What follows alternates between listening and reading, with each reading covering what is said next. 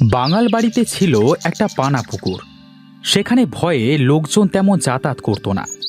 কিন্তু ওই পানা পুকুর নিয়ে মোড়ল পড়ে ভারী চিন্তায়। নায়েব, কি করা যায় বলো তো? পুকুরটা দিন দিন অকার্য হয়ে পড়ছে যে। পুকুরটায় আগে বড় বড় মাছ হতো, আমরা সকলে মিলে ওই মাছের ঝোল খেতাম। আর এখন কি না কেউ ওই পুকুর পাড়ে যেতেই চায় না। মোড়ল মশাই, আপনি পানা পুকুরের কথা বলছেন না তো? হ্যাঁ হ্যাঁ, আমি পানা পুকুরের কথাই বলছি। ভুলে যান মোড়ল মশাই, ভুলে যান। ওই পুকুরটা হলো মানুষ খেকো পুকুর। হ্যাঁ নায়েব, মানুষের মুখে মুখে এই কথা রটে গেছে, কিন্তু আমার না বিশ্বাস হয় না। কি বলেন মোড়ল মশাই? এর আগেও দেখলেন না ওই পুকুরের ভেতর থেকে হাত বের করে কিভাবে একটা মানুষ টেনে নিল? তা তো দেখলাম, তবে তাও কেন জানি আমার মনে খটকা লাগছে। আচ্ছা, একটা কাজ করা যাক, গ্রামের মানুষের কাছে খবর দাও, ওই পানা পুকুর কেউ যদি পরিষ্কার করে দিতে পারে তাহলে তাকে আমি ওই পুকুরের অর্ধেক ভাগ দেব। আচ্ছা ঠিক আছে মোড়ল মশাই, আপনি যেহেতু বলেছেন আমি করছি।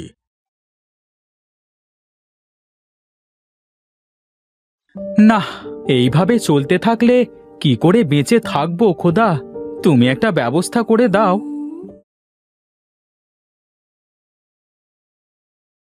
বাবা, ও বাবা, তুমি এখানে? আর আমি সেই কখন থেকে তোমাকে খুঁজছি। কেন রে মা, আমাকে খুঁজছিস কেন? বাবা, ও বাবা, বলছি যে আজ তুমি একটা বড় দেখে রুই মাছ কিনে আনবে তো। রোজ রোজ শুধু ভাত খেতে আর ভালো লাগে না বাবা। আচ্ছা মা, ঠিক আছে, নিয়ে আসবো খন। কি মজা, কি মজা! আজ আমি রুই মাছ দিয়ে ভাত খাবো।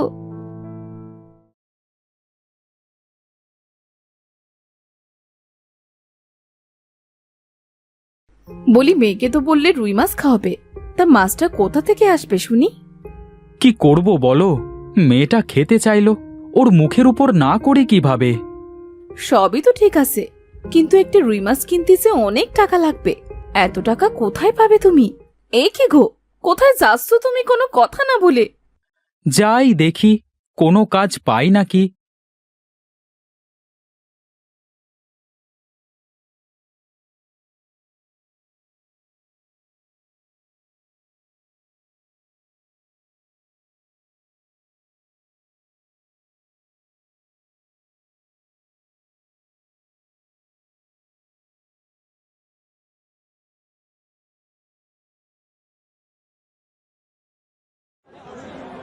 সাগর, শুনেছিস মোড়ল মশাই নাকি ঘোষণা দিয়েছে যে ওই পানা পুকুর যে পরিষ্কার করে দিতে পারবে তাকে অর্ধেক পুকুরের ভাগ দেবে?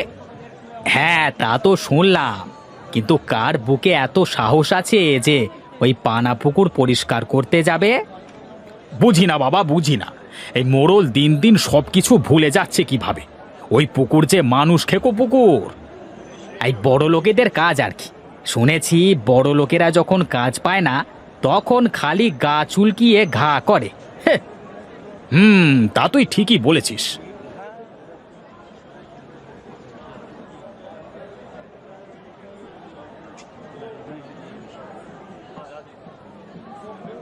কেউ তো কোনো কাজ দিল না। এখন আমি মেয়েটার জন্য কিভাবে রুই মাছ কিনে নিয়ে যাব? আমার কাছে তো মাত্র 20 টাকা আছে। না, যাই দেখি এই 20 টাকা দিয়ে রুই মাছ পাওয়া যায় নাকি।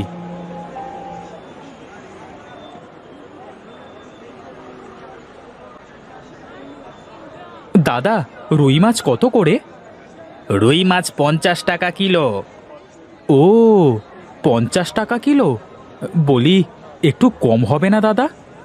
না না, আমার কাছে কোনো কম হবে না। ও আচ্ছা, আমার কাছে মাত্র 20 টাকা আছে। মেয়েটা রুই মাছ খেতে চেয়েছে, কি যে করি। 20 টাকায় রুই মাছ পাওয়া যাবে না দাদা। এর থেকে ভালো তুমি কম টাকার পুঁটি মাছগুলো নিয়ে যাও। হ্যাঁ, সেটাই ভালো।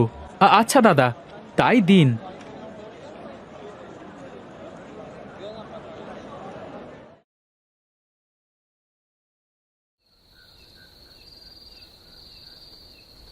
গো, কোনো কাজ পেলে? সারা দিন কাজ খুঁজলাম, কিন্তু কেউ কাজ দিল না। কাছে 20 টাকা ছিল, তা দিয়ে এই পুঁটি মাছগুলো কিনে নিয়ে এসেছি। আচ্ছা, মাছগুলো আমাকে দাও, আর তুমি হাত মুখ ধুয়ে ঘরে গিয়ে বসো।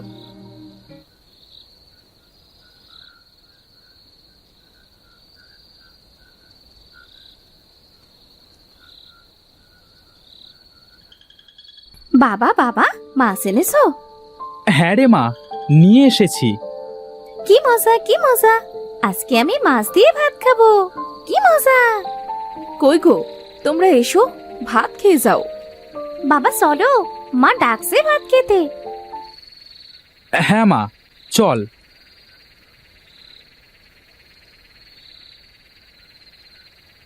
দাও মা, মাছের মাথাটা আমাকে দাও।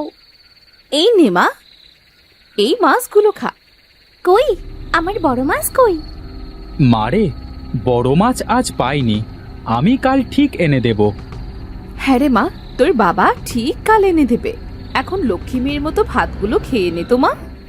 না, আমি খাবো না, বড় মাছ না পেলে আমি খাবো না। হে কি, কোথায় যাচ্ছ তুমি এত রাতে?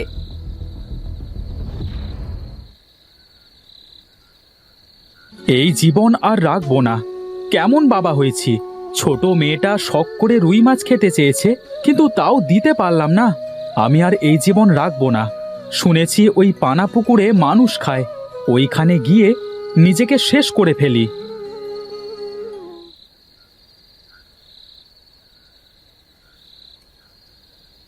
এই তাড়াতাড়ি কর, আমার যে আবার খুব ঘুম পাচ্ছে। হ্যাঁ হ্যাঁ নাইব মশাই, করছি করছি। আমরা যে পানাপুকুর থেকে প্রতিদিন রাতে মাছ ধরি, কেউ জানে না। এই সব হলো আমার বুদ্ধি। মিথ্যে নাটক সাজিয়ে এই পুকুর থেকে মাছ ধরছি, মোড়লকে বোকা বানিয়ে।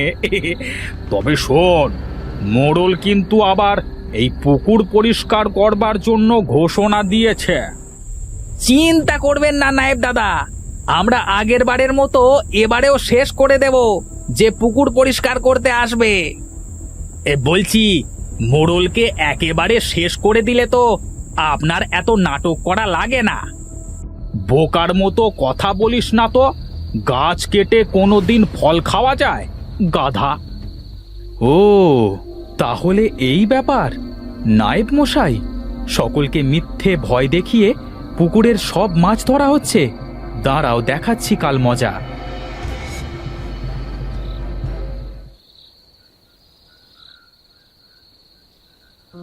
তুমি এসেছো? কোথায় চলে গিয়েছিলে কিছু না বলে? কাজের ব্যবস্থা করতে গিয়েছিলাম, কাজের ব্যবস্থা। এই রাতে কাজের ব্যবস্থা করতে গিয়েছিলে? ঠিক বুঝলাম না তো।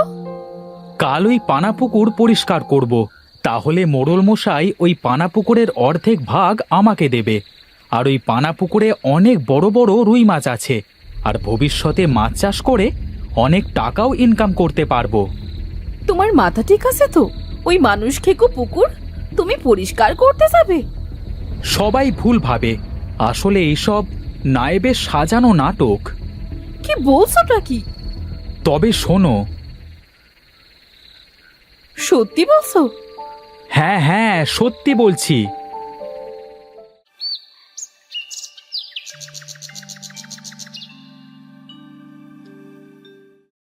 তুই সত্যি বলছিস তো ওই পানা পুকুর পরিষ্কার করবি?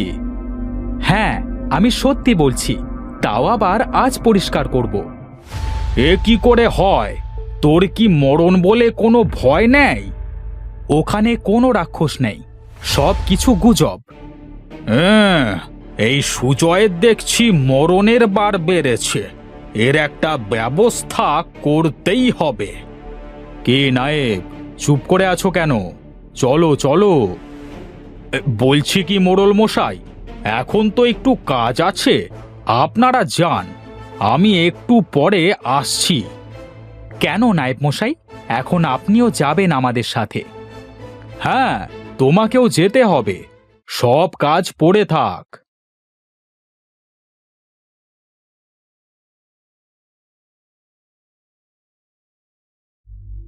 সাগর, শুনেছিস এই সুজয় নাকি পানা পুকুর পরিষ্কার করবে? তাই তো শুনলাম। এই চল তো গিয়ে দেখি বিষয়টা।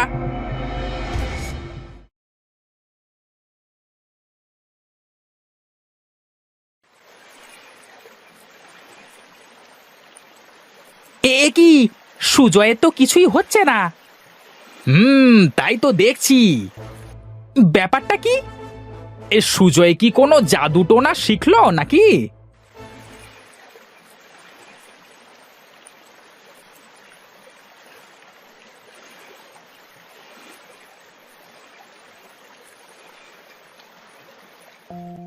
আশ্চর্য, তোর তো কিছুই হলো না সুজয়।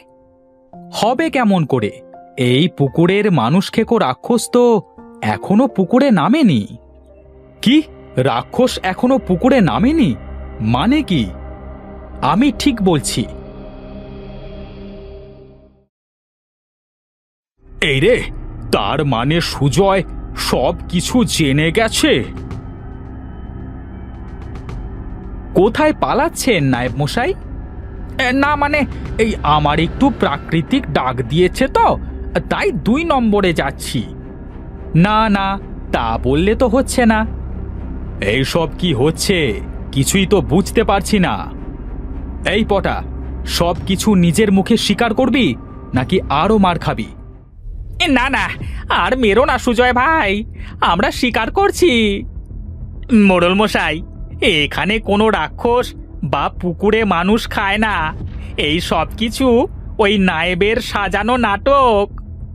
এই সব কি বলছিস তোরা? আমাকে কেন টানছিস তোদের মধ্যে? বিশ্বাস করেন মোড়ল মশাই, আমার কোনো দোষ নেই। ওরা বাঁচবার জন্য আমাকে দোষারোপ করছে। চুপ করো নায়েব, তোমার কারসাজি সব আমার বোঝা হয়ে গেছে। আর এটাও বুঝতে পেরেছি এই সব কিছু তোমার সাজানো নাটক। তাহলে এর উপযুক্ত শাস্তির ব্যবস্থা করুন মোড়ল মশাই। হ্যাঁ, নিশ্চয়ই শাস্তি পাবে। ওর জামা খুলে এই পুকুরের মধ্যে বেঁধে রাখা হোক। এমন শাস্তি দেবেন না মোড়ল মশাই, পুকুরে যে অনেক বড় বড় মাছ আছে, আমাদেরকে ছিঁড়ে ছিঁড়ে খাবে। মানুষ মারবার সময় মনে ছিল না এই কথা। দেখ এখন কেমন মজা লাগে। এরপর নায়েব পটাই আর পচাকে পানির মধ্যে বেঁধে রাখে, আর বড় বড় মাছ এসে তাদের খেতে শুরু করে।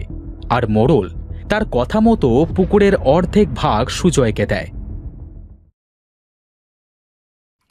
সুজয় তার ভাগের অর্ধেক থেকে মাছ মেরে বউ মেয়েকে নিয়ে সুখে শান্তিতে বসবাস করতে থাকে।